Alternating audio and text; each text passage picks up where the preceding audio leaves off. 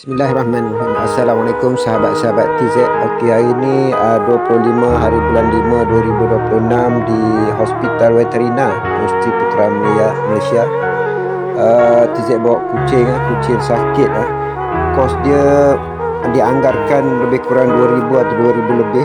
Kos perubatan baru bayar 800 tadi deposit untuk kucing masuk ICU sebab dijangkiti virus dia punya darah dia.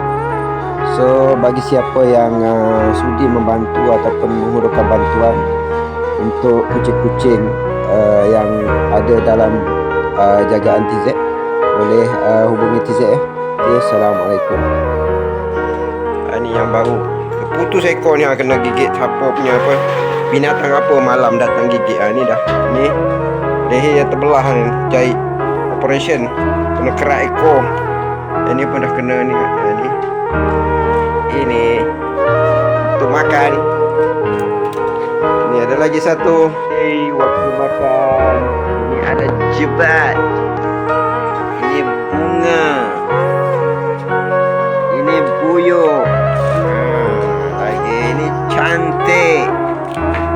Ini Ali, Aminah, Ahmad, Abu, Aisyah,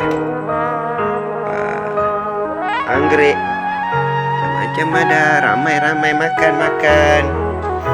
Lagi sini ada lagi. Ini anak angkat. Ada buka. Ini masih belum bernama ni. Makan, kenyang-kenyang. Kita makan. Okey. Waktu makan. Ini Molly, ini Kelly.